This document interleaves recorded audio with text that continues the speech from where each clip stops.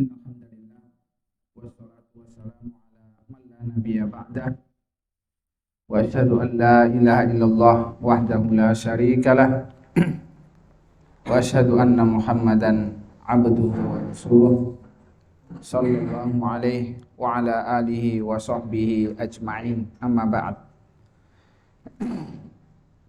Kita membahas pembahasan baru makna Wahabi. Apa pengertian Wahabi ya? Ini adalah istilah yang digunakan oleh musuh-musuh Islam untuk menghancurkan Islam. Ini istilah yang mungkin dipakai untuk memojokkan kelompok tertentu. Isu yang dipakai untuk menyalahkan atau menyesatkan kelompok yang lain. Kita harus mengetahui istilah tersebut dengan makna yang benar.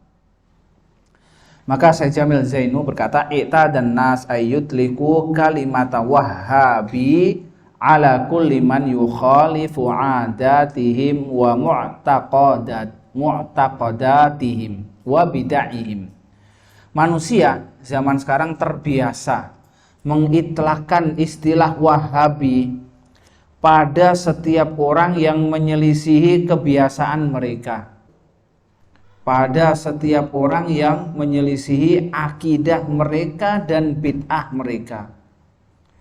Lau kanat hadhil mu'taqadat fasidatan tukhaliful Qur'an al-Karima wal ahadits as-sahihata. Walaupun keyakinan mereka, kebiasaan mereka, bid'ah mereka itu nyata-nyata perkara yang fasid, menyelisihi Al-Quran dan Sunnah, menyelisih hadis yang sahih, la siyama dakwah ila tauhid, lebih-lebih kalau itu berkaitan dengan dakwah, mengajak manusia kepada tauhid, wa du'a illah wahdah duna ma siwa, dan mengajak manusia hanya meminta, hanya beribadah kepada Allah, bukan kepada yang lain.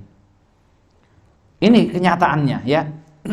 Tidak peduli siapapun dia, asal menyelisihi keyakinan mereka langsung ditelahkan, ini Wahabi, ini Wahabi. Subhanallah, hampir di seluruh penjuru dunia kaidah tersebut, istilah tersebut dipakai. Kuntu aqra ala Syekh hadisan libni Abbas fil arba'in an-nawawiyah wa huwa qauluhu sallallahu alaihi wasallam idza sa'alta fas'alillah wa idza sta'anta fasta'in billah, rawahu Tirmidzi wa qala hadisun hasanun. Aku pernah membaca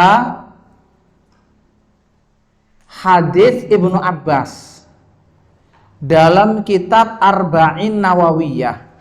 Aku bacakan pada salah seorang ulama, pada salah seorang guru. Hadisnya apa? Hadisnya adalah idza sa'alta fas'alillah. Kalau engkau meminta, memintalah kepada Allah saja. Wa idza sta'anta fasta'in billah. Kalau engkau meminta pertolongan, mintalah pertolongan kepada Allah saja. Fa'ajabani syarhun Nawawi hina qala, maka saya merasa kagum dengan penjelasan Imam Nawawi yang dia mengatakan, summa in kanatil hajatu allati yas'aluha lam tajril adatu bijaryaniha ala aidi khalqihi qatalabil hidayati wal ilmi wa shifa'il maradi wa husulil afiyati sa'ala rabbahu dzalik wa amma su'alul khalqi wal i'timadu alaihim famadmumun.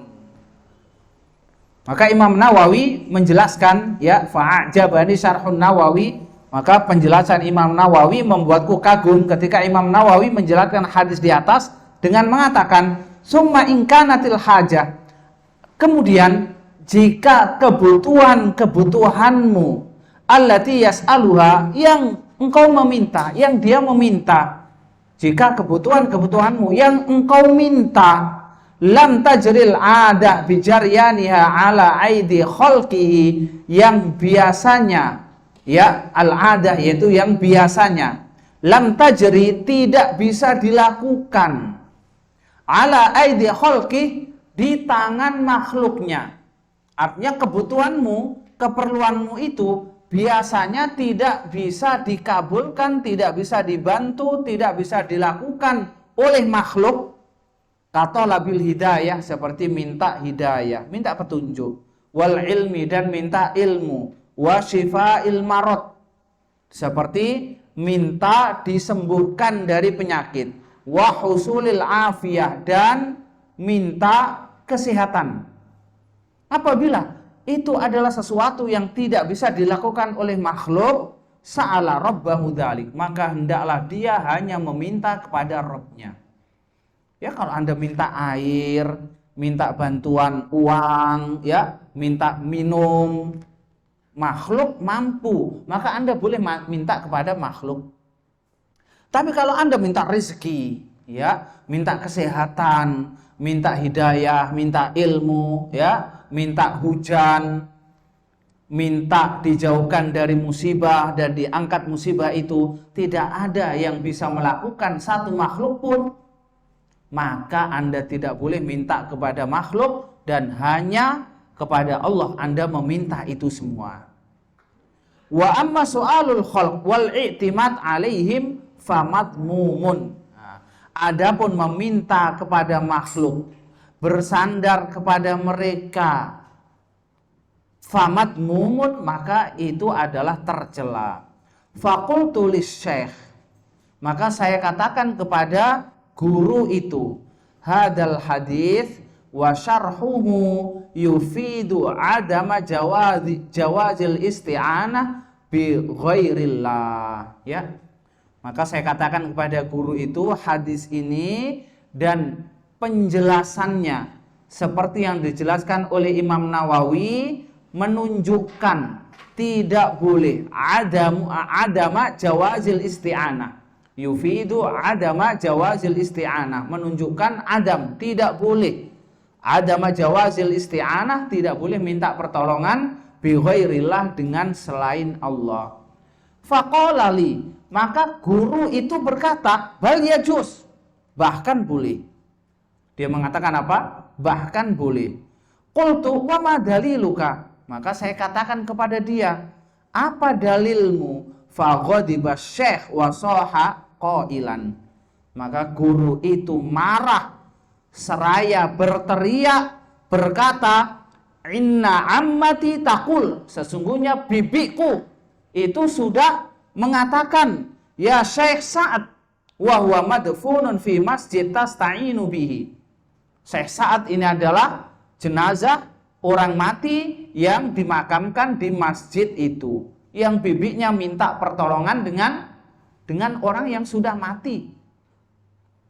Fa'aqulu laha ya ammati wa hal yang fauka Syekh Sa'ad.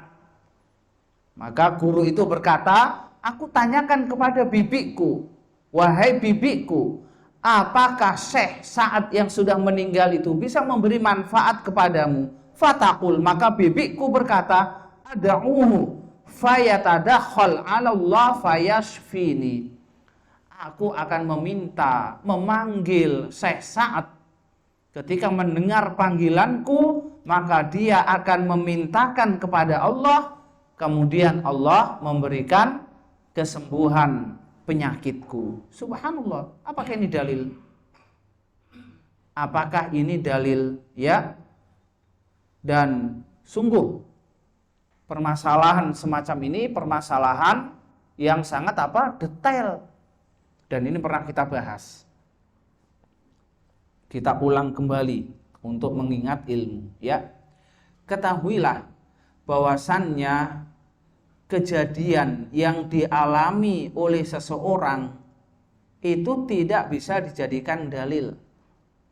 Yang dijadikan dalil itu adalah sumber-sumber dalil agama yang sudah disepakati oleh para ulama.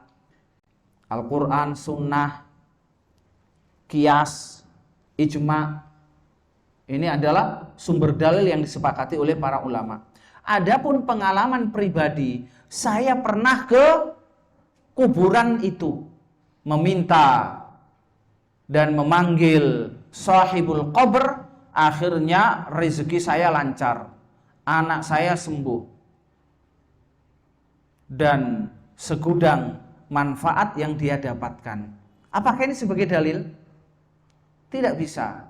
Maka kita akan jawab, jangankan Anda, orang kafir yang nyembah patung, orang kafir yang nyembah matahari, orang kafir yang tidak mengenal Tuhan, mereka berdoa dan jadi kaya-kaya. Kalau Anda mengatakan ini boleh hanya karena pengalaman pribadi, kita katakan berarti agama selain Islam juga apa? Juga benar, karena pengikutnya berkeyakinan diberi apa yang dia minta. Subhanallah. Allah Subhanahu wa taala memberikan ujian kepada manusia. Allah Subhanahu wa taala Maha Rahman, memberikan apapun yang dibutuhkan oleh manusia itu sesuai dengan apa yang sudah ditakdirkan. Jadi kalau Anda memang sudah ditakdirkan lancar rezekinya, ya, sembuh penyakitnya dan berbagai macam jenis kebutuhan dunia, kalau Anda sudah ditakdirkan seperti itu, maka Anda akan mendapatkannya. Akan tetapi Anda mendapatkan dengan cara yang halal atau dengan cara yang haram. Ya, Anda ditakdirkan dapat uang 5 juta. Tapi sekarang Anda dapat dari mana? Dari kerja atau dari mencuri? Ya, dari kerja atau dari mencuri. Perkara yang haram di antara perkara yang haram tidak hanya mencuri. Perkara yang haram adalah meminta kepada selain Allah Subhanahu wa taala. Taib. Kemudian aku katakan kepada guru itu, faqultu lahu innaka rajulun alimun. Sesungguhnya kamu ini adalah orang yang berilmu. Kamu itu adalah orang yang terpelajar. Kamu itu adalah orang intelektual yang bisa membaca dalil, bisa menganalisa dalil, bisa mencari dalil, bisa membandingkan antara satu dalil dengan dalil yang lain. Qadaita umraka fi qiraatil kutub. Engkau habiskan umurmu untuk membaca kitab. Jadi guru yang diceritakan oleh siapa? Oleh Syekh Jamil Zainu, ini bukan orang sembarangan. Dia katakan, engkau sudah habiskan waktumu untuk membaca kitab. Summa ta'khudhu aqidataka min ammatikal jahilah. Kemudian engkau ambil akidahmu dari bibikmu yang jahil. Faqala li indaka afkarun wahhabiyah. Langsung dia mengatakan, kamu itu punya pemikiran Wahabi. Langsung dipakai apa? Dipakai untuk menembak, ya, disekat mati. Sudah tidak punya alasan yang lain, langsung pakai alasan, ya kamu itu Wahabi. Seakan-akan Wahabi itu adalah kaum yang sesat selama-lamanya, tidak ada benarnya. Langsung dikatakan, kamu adalah orang Wahabi. Dengan kata lain, kamu itu sesat. Anta tadhab lil umroh wa ta'ti bi kutubi Wahabiyah. Engkau itu datang dari umroh, kemudian pulang membawa kitab-kitab Wahabi. Subhanallah. Syekh Jamil Zainu bercerita, wa kuntu la a'rif syai'an anil Wahabiyah. Sebenarnya saya tidak tahu sama sekali tentang istilah Wahabi, illa ma asma'uhu minal masyayikh, kecuali yang aku dengar dari sebagian ulama. Fayaquluna anhum, maka sebagian ulama mengatakan, mengomentari tentang Wahabi, al-Wahabiyun mukhalifuna linnas la yu'minuna bil awliya wa karamatihim. Wahabi, orang-orang Wahabi, al-Wahabiyun, yaitu orang-orang Wahabi, itu adalah orang-orang yang mukhalifuna, menyelisihi, linnas, mayoritas manusia. Agamanya tidak sama dengan mayoritas manusia. La yu'minuna bil auliya, mereka itu tidak mau mengakui karomah para wali. Tidak beriman dengan wali. Maksudnya apa? Tidak mempercayai karomah para wali. Wa karomatihim, ya. Tidak beriman, tidak mengakui kalau wali itu punya kedudukan, punya karomah. Wala yuhibbunar rasulah. Dan Wahabi itu adalah orang-orang yang tidak mencintai Rasulullah sallallahu alaihi wasallam. Wa ghairaha minal ittihamat al-kadzibah, dan tuduhan-tuduhan dusta yang lain. Subhanallah. Syekh Muhammad bin Abdul Wahhab, kalau dikatakan Wahabi itu adalah pengikut Syekh Muhammad bin Abdul Wahhab. Kalau dikatakan Syekh Muhammad bin Abdul Wahhab itu adalah pencetus kelompok Wahabi, maka apakah ini benar? Syekh Muhammad bin Abdul Wahhab punya kitab Sirah, Mukhtasar Siratir Rasul, punya kitab tentang sejarah Nabi SAW. Mana tuduhanmu yang mengatakan dia tidak cinta Rasulullah SAW? Syekh Muhammad bin Abdul Wahhab ketika menguasai Mekah, ketika menguasai Madinah, tidak mengganggu kuburan Rasulullah SAW. Ya, tidak mengganggu kuburan Rasulullah SAW. Dibiarkan seperti itu. Sampai zaman sekarang ada kubah di atas kuburan Rasulullah, tidak diganggu, dibiarkan. Walaupun hukum asalnya kubah di atas kuburan itu tidak diperbolehkan, tidak diganggu. Mana tuduhan mereka yang mengatakan Syekh Muhammad bin Abdul Wahhab, Wahabi itu tidak cinta Rasulullah SAW. Sekarang kita balik bertanya, apa bentuk cinta kepada Rasulullah? Apa bentuk cinta kepada Rasulullah SAW? Apakah dengan berbuat bid'ah? Apakah dengan menyelisihi ajarannya? Tentu tidak. Rasulullah SAW diperintahkan untuk menyampaikan kepada kaum muslimin, Qul in kuntum tuhibbunallah fattabi'uni yuhibbukumullah wa yaghfir lakum dzunubakum. Apabila kalian mengaku cinta Allah, maka ikutilah aku. Maka Allah akan mencintaimu dan Allah akan mengampuni dosa-dosamu. Dan Allah menyebutkan wa may yuti'ir rasula faqad ata Allah. Dan barang siapa yang mentaati Rasulullah berarti telah mentaati Allah. Barang siapa yang mencintai Rasulullah berarti telah mencintai Allah. Demikian juga sebaliknya, barang siapa yang mencintai Allah berarti harus diwujudkan dengan apa? Melaksanakan apa yang diajarkan oleh Rasulullah sallallahu alaihi wasallam dan meminta bantuan kepada makhluk semacam ini menyelisihi ajaran Rasulullah sallallahu alaihi wasallam. Karena Rasulullah sudah mengatakan, "Idza sa'alta fas'alillah." Kalau engkau meminta kepada Allah saja. Wa idza sta'anta fasta'in billah. Apabila engkau meminta pertolongan, mintalah pertolongan hanya kepada Allah saja. Faqultu fi nafsi, maka aku katakan pada diriku sendiri.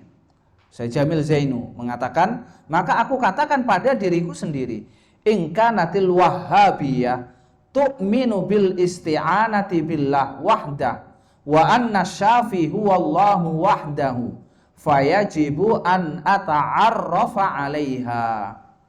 Apabila Wahabi itu adalah golongan yang beriman bahwasannya meminta pertolongan itu hanya dengan Allah dan yang bisa menyembuhkan itu hanya Allah, maka wajib bagi saya untuk mengenal dan mempelajari Wahabi ini. Subhanallah. Dia memperingatkan, mentahdir ya dari kelompok namanya Wahabi. Dia dituduh sebagai Wahabi. Sedangkan Syekh Jamil Zainu waktu itu belum kenal apa itu Wahabi. Tapi secara tidak sengaja dia telah mengajak Syekh Jamil Zainu untuk mengenal siapa? Wahabi. Dan ini banyak sekali ya. Dan ini banyak sekali. Seseorang ditahdir, seorang dipojokkan, tidak boleh belajar dari fulan, malah menimbulkan apa? Penasaran. Apa benar yang dikatakan? Dan setiap muslim diperintahkan untuk apa? Untuk tabayyun, untuk tasabbut, untuk mengecek kebenaran berita yang disampaikan oleh siapapun, termasuk ustadz, termasuk ulama, harus dicek.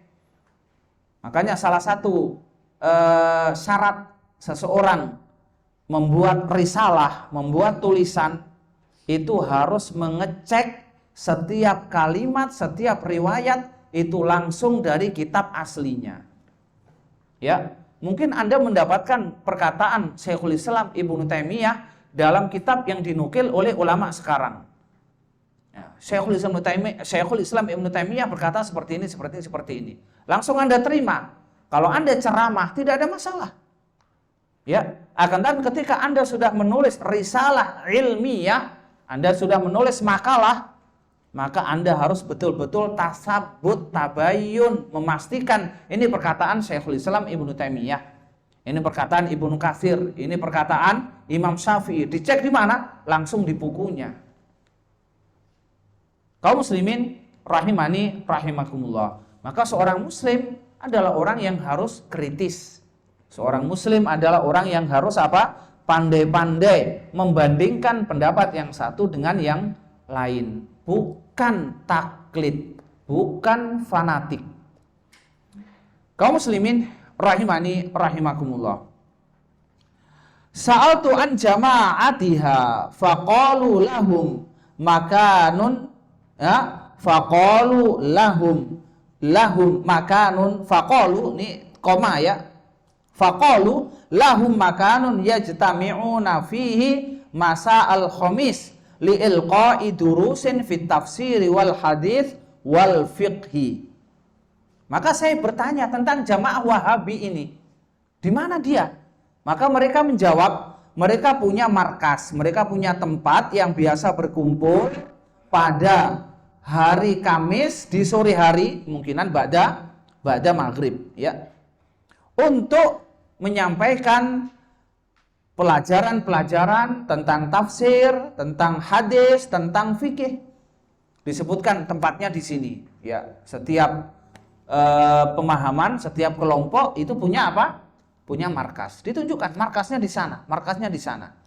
Bahkan tidak jarang di antara tempat itu hanya dikenal dengan apa?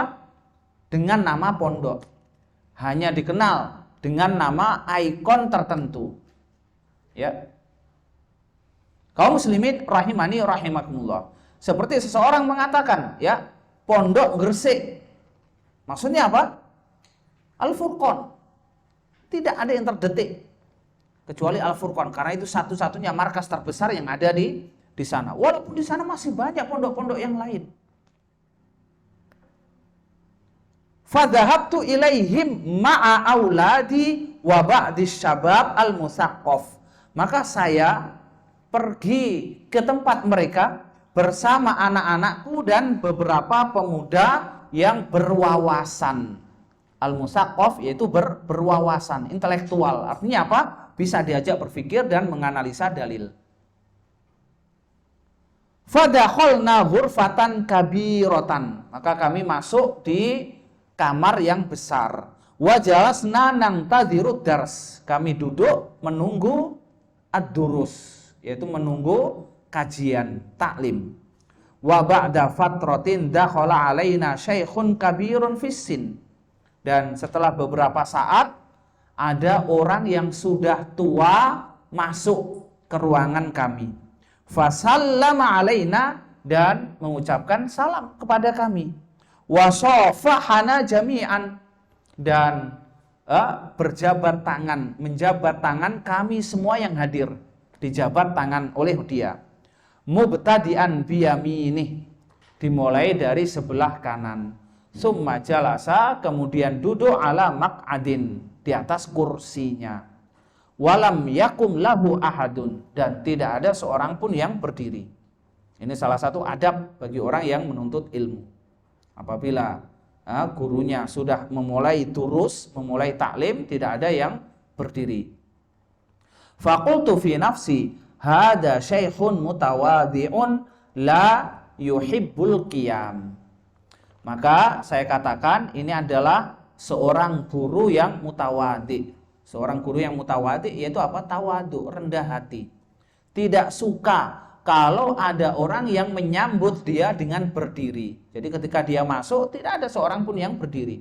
Kemudian berjabat tangan dengan seluruh yang hadir. Nah, sedangkan orang yang gila kehormatan itu ingin disambut dengan sambutan yang hangat. Ya, di antara disambut dengan berdiri, kemudian dengan muqaddimah, dengan sambutan dan yang lainnya. Bada asy-syekh ad-dars biqaulihi innal hamdalillah nahmaduhu wa nasta'inuhu wa nastaghfiruh ila akhiril khutbah allati kana ar-rasulu sallallahu alaihi wasallam yaftatihu biha khutabahu wa durusahu. Maka sang guru tersebut memulai taklimnya, kajiannya dimulai dengan membaca muqaddimah innal hamdalillah nahmaduhu wa nasta'inuhu wa nastaghfiruh sampai akhir khutbah allati kana rasul, yang mana Rasulullah sallallahu alaihi wasallam yaftatihu biha, memulai khutbahnya, wa durusahu, dan kajian-kajiannya. Summa bada'a yatakallam bil lughatil arabiyyah, maka dia mulai berbicara dengan bahasa Arab. Wa yuridul ahadits, dan menyampaikan hadis-hadis Rasulullah sallallahu alaihi wasallam. Wa bayyana sihhataha wa rawiha, dan dia menjelaskan hadis yang sahih, dan dia menjelaskan rawi-rawinya. Wa yusalli 'alan nabi sallallahu alaihi wasallam kullama dzakara ismahu, dan dia bersolawat, membaca solawat kepada Nabi sallallahu alaihi wasallam setiap kali menyebut namanya. Wa akhiran wujihat lahul as'ilah al-maktubah 'alal awraq. Wa akhiran, dan akhirnya setelah selesai kajian, wujihat.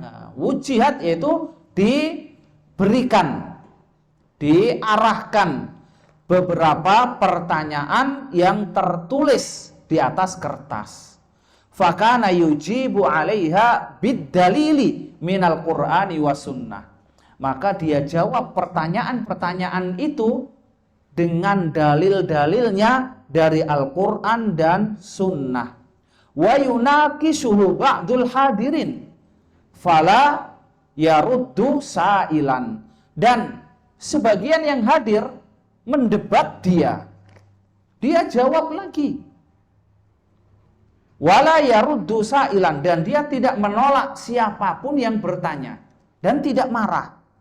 Nah, ini masalahnya. Ketika orang ditanya kok marah, tidak bisa jawab, tidak punya dalil atau apa? Kewajiban orang yang ditanya adalah apa? Menjelaskan. Karena seorang ulama itu punya kewajiban apa? Menyampaikan. Punya kewajiban menjelaskan. Ya.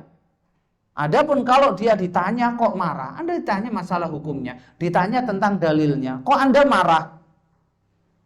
Maka Anda cukup bertanya, Pak, saya tanya kok marah? Anda tidak punya dalil, Anda tidak bisa jawab, atau pertanyaan saya yang salah? Suruh milih salah satu dari tiga hal. Ini uslub dalam apa? Dalam berdebat, agar dia tidak bisa lari. Kenapa Anda marah? Ya, Anda tidak bisa jawab, tidak punya dalil, atau pertanyaan saya yang salah? Ada enggak pertanyaan yang salah? Tidak ada pertanyaan yang salah. Karena orang bertanya ingin penjelasan, ingin hukum fikihnya, ini ingin hukum agamanya. Hukumnya apa? Boleh apa tidak? Syirik atau bid'ah? Ya, ini halal atau haram? Itu yang ingin dia dapatkan. Apakah salah dalam pertanyaan? Tidak ada. Tapi kenapa Anda kok marah? Subhanallah, ya. Jadi marah itu menunjukkan bahwasannya dia apa? Tidak bisa jawab, atau tidak punya dalil, atau dia mengakui kalau dia salah, ya. Wa qad qala fi akhir darsihi, dan guru tersebut berkata di akhir kajian, alhamdulillah ala annana muslimuna wa salafiyun. Alhamdulillah, kita semua ini menjadi orang muslim, menjadi orang salafi. Taib, istilah salafi, apakah ini istilah bid'ah Apakah ini istilah yang salah? Sebagian menolak istilah salafi. Sebagian mengatakan kita ini muslim saja, mukmin saja. Wa sammakumul muslimin min qablu wa fi hada. Allah itu yang menyebut kalian dengan nama muslim, ya, sebelum ini dan saat ini. Sebagian mengatakan tidak boleh menyebut dengan nama lain, karena nama lain itu memperpecah belah umat. Perkataan ini perkataan yang tidak benar karena dua alasan. Yang pertama, penyebutan nama itu punya maksud. Maksudnya apa? Untuk menjelaskan ini benar atau salah. Maka ada al-khawarij. Anda mengingkari nama-nama salafi. Tapi bagaimana dengan nama khawarij? Oh, itu tidak benar. Kamu katakan tidak benar. Itu ada dalam kitab-kitab fikih Qudama. Disebutkan dalam kitab-kitab akidah Qudama. Disebutkan dalam kitab-kitab tauhid. Kitab-kitab terdahulu. Ya, abad ketiga, 4, 5. Itu disebutkan. Istilah khawarij, apalagi murji'ah, al-qadariyah, as-syiah, ar-rafidah. Disebutkan apa tidak? Disebutkan. Kalau Anda mengingkari istilah salafi, bagaimana dengan nama-nama tersebut? Maka nama-nama ini disebutkan untuk apa? Untuk menjelaskan, untuk menjadi ikon. Menjadi ikon. Dikatakan salafi, ini adalah pengikut salaf. Ini adalah orang yang berpegang teguh dengan Al-Quran dan Sunnah. Ini adalah orang yang ingin memurnikan agama Islam. Ya. Jawaban yang kedua, salaf. Salaf itu dilihat dari istilahnya, itu adalah dari segi bahasa, salaf itu adalah nenek moyang kita yang terdahulu. Mata qaddama minal aba wal ajdad. Itu pengertian salaf dari segi bahasa. Allah menyebutkan dalam Al-Quran, afallahu amma salaf. Engkau tidak boleh menikahi wanita, kakak, adik, kedua-duanya engkau nikahi. Engkau poligami. Engkau tidak boleh. Wa anta jma'u bainal ukhtain. Engkau tidak boleh apa? Tidak boleh menggabungkan dalam poligami dua wanita yang kakak beradik. Tidak boleh. Illa ma qad salaf. Kecuali yang terdahulu sebelum turun ayat ini. Kemudian dalam ayat yang lain Allah berkata, afallahu amma salaf. Allah memaafkan yang terdahulu. Dari salaf itu dari segi bahasa artinya yang terdahulu. Kemudian dari segi istilah yaitu apa? Generasi-generasi terdahulu yang mengikuti sunnah Rasulullah dan para sahabat. Itu dikatakan salaf.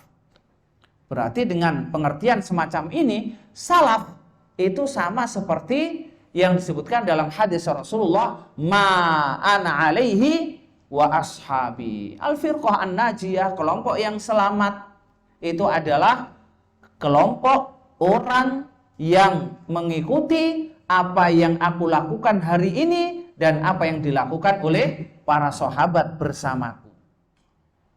Ada perbedaan? Tidak ada perbedaan.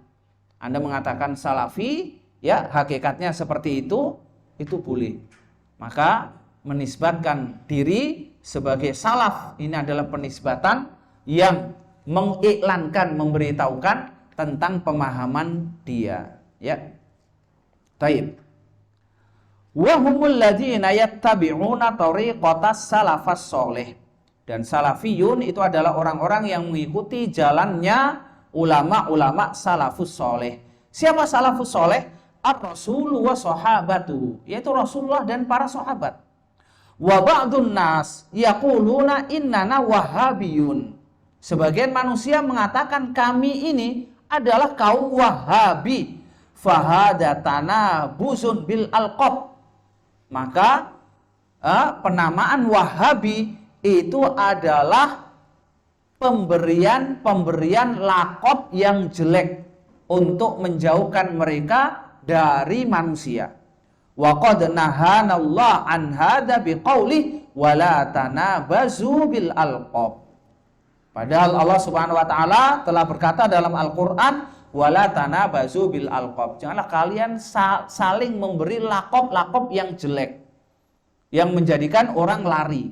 Jadi seorang melemparkan kalimat Wahabi itu sama seperti apa? menjauhkan mereka dari manusia, menjauhkan mereka dari kaum muslimin. Wa qadiman ittahamul Imam Asy-Syafi'i birrafdi faradda alaihim qailan. Dan dulu Imam Syafi'i rahimahullah itu pernah dituduh sebagai orang Syiah, sebagai orang Rafidhah. Jadi Imam Syafi'i rahimahullah ini pernah ditangkap, ya, dituduh punya keyakinan akidah Rafidhah, orang-orang Syiah. Faradda alaihim qailan, maka Imam Syafi'i membantah mereka dengan mengatakan dalam sebuah syair, in kana rafdon hubba ali Muhammadin, in kana rafdon, ya, hubba ali Muhammadin fal yashhad as-saqalan anni rafidi. Kalau memang Rafidhah itu adalah orang yang benar-benar mencintai keluarga Nabi Muhammad SAW, maka hendaklah jin dan manusia menyaksikan kalau saya ini adalah orang Rafidhah. Wa nahnu naruddu ala man yattahimuna bil wahhabiyah biqauli ahadits syu'ara. Dan kami membantah orang-orang yang menuduh kami dengan Wahabi, kita bantah dengan perkataan salah seorang penyair. In kana tabi'u Ahmadin mutawahhiban fa'anal mukirru bi annani Wahhabi.